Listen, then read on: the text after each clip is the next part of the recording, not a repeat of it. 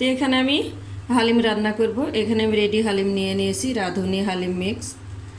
তো এখানে যে আমি গরুর গোশত দিয়ে রান্না করব। আসসালামু আলাইকুম, কেমন আছেন আপনারা? আশা করি ভালো আছেন। আমরাও আলহামদুলিল্লাহ ভালো আছি। তারপরে তো যে প্যাকেট থেকে আমি বের করে নিয়েছি চাউল ডাউলের যে মিশ্রণ, সেই প্যাকেট। আর এটা হচ্ছে আর একটা প্যাকেট, এটার মধ্যেও মশলা আছে। তো আমি এটা একটা গামলার মধ্যে নিয়ে নিলাম। এখন আমি এখানে ফুটন্ত গরম পানি দিয়ে দেব। আগে একটু অল্প পরিমাণে দিব, অল্প পরিমাণে দিয়ে ভালো করে নেড়ে ছেড়ে নিব, যদি দলা পেকে না যায়।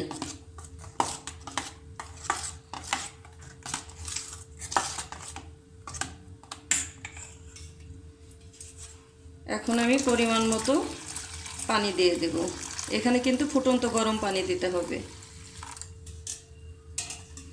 এখন এইভাবে আমি রেখে দেব 15 থেকে 20 মিনিট। চলে আসলাম গোশত রান্না করার জন্য। এখানে কড়াই বসিয়ে দিয়েছি, গরম হয়ে গিয়েছে। আমি এখানে পরিমাণ মতো সয়াবিন তেল দিয়ে দিলাম। গরম হয়ে গিয়েছে, আমি এখানে পেঁয়াজ দিয়ে দিলাম। পেঁয়াজটা আমি গোল্ডেন ব্রাউন কালার করে ভেজে নিব, মানে বেরেস্তার মতো করে ভেজে নেব। তো এখানে যে পেঁয়াজ ভাজি করা হয়ে গিয়েছে, আমি এখান থেকে কিছুটা পরিমাণ উঠিয়ে রাখবো বেরেস্তা হিসাবে ব্যবহারের জন্য। তারপরে আমি এই বেরেস্তার মধ্যে দিয়ে দিলাম গোশত। আজকে আমি গরুর গোশত দিয়ে রান্না করব হালিম। এখন আমি যে আরেকটা প্যাকেট ছিল, ওই প্যাকেট থেকে মশলা দিয়ে দেব। অল্প পরিমাণ মশলা একটু রেখে দেব, এটা আমি পরে ব্যবহার করব। যে মশলার সাথে আমি ভালো করে কষিয়ে নিয়েছি। নেওয়ার পরে আমি এখানে দিয়ে দেব পরিমাণ মতো হলুদের গুঁড়া, আর দিয়ে দেব মরিচের গুঁড়া। লবণটা আমি এখানে দেব না, কারণ যে প্যাকেট মশলা দিলাম ওই প্যাকেট মশলায় লবণ আছে। লবণটা আমি চেক করে পরে দেবো লাগলে। আর এখানে আমি দিয়ে দিলাম রসুন বাটা আর হচ্ছে আদা বাটা। প্যাকেটের যে মশলাটা আছে ওইটার গায়ে লেখা আছে যে অন্য মশলা না দিলেও হবে, কিন্তু আমি দিলাম। এক্সট্রা মশলা দিলে স্বাদটা হালিমের আরও দ্বিগুণ বেড়ে যায়। তারপরে তো আমি কষিয়ে নিয়ে পানি দিয়ে দিয়েছি। আবার ভালো করে আমি কষিয়ে নিব, ঢাকনা দিয়ে ঢেকে আমি ভালো করে কষিয়ে নিব, যেহেতু গরুর গোশত রান্না করতে কিন্তু সময় লাগবে। তো এখানে গোশত সিদ্ধ হয়ে গিয়েছে। আমি এখন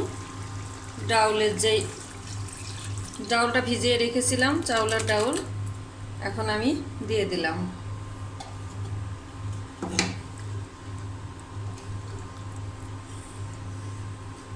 এখন ঢাকনা দিয়ে ঢেকে ভালো করে আমি রান্না করে নেব। তারপরে তো যে এখানে আমি অফ ক্যামেরায় অনেকক্ষণ ধরে রান্না করে নিয়েছি। এখন যে প্যাকেটের বাকি মশলাটা ছিল আমি ওইটা দিয়ে দিলাম।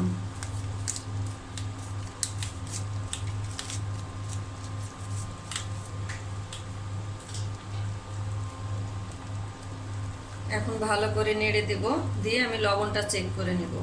তো লবণ লাগবে, আমি লবণ দিয়ে দিলাম। তো লবণ দেওয়ার পরে আমি ভালো করে নেড়ে চেড়ে দিলাম। এখন আমি নামিয়ে নিব, নামিয়ে নিয়ে বাগার দিয়ে দেব। কারণ এমন পরিমাণ একটু পাতলা পরিমাণে নামাবো, কারণ নামানোর পরে এটা বেশি ঘন হয়ে যাবে না হলে।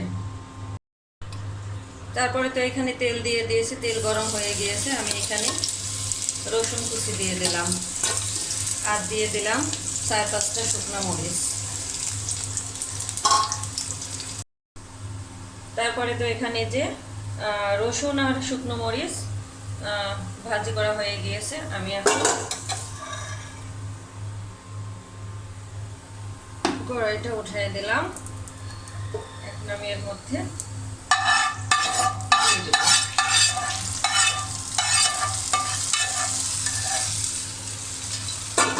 এভাবে বাগার দিয়ে হালিম রান্না করলে কিন্তু অনেক টেস্ট হয়।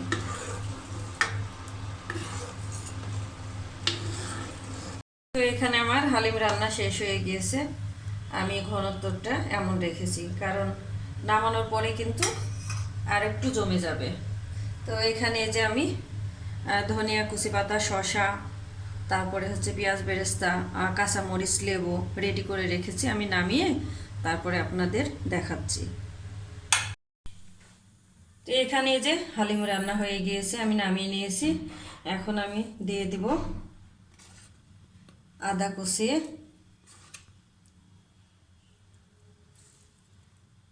ধনিয়া পাতা কষিয়ে,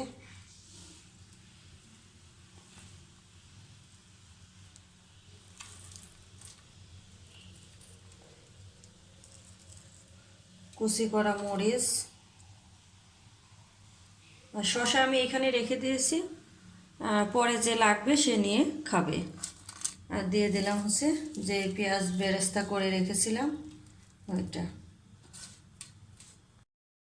আর কিছুক্ষণ পরে কিন্তু নতুন বছর পড়বে। সবাইকে নতুন বছরের শুভেচ্ছা। সবাই যেন নতুন বছরে আল্লাহ পাক সবাইকে যেন সুস্থ রাখে এবং ভালো রাখে।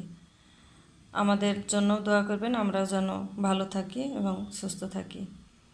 তো ভিডিওটি আমি আজকে এখানে শেষ করব। যদি ভালো লাগে চ্যানেল সাবস্ক্রাইব করে দেবেন, একটি লাইক দেবেন আর সুন্দর সুন্দর কমেন্টস করবেন। আসসালামু আলাইকুম।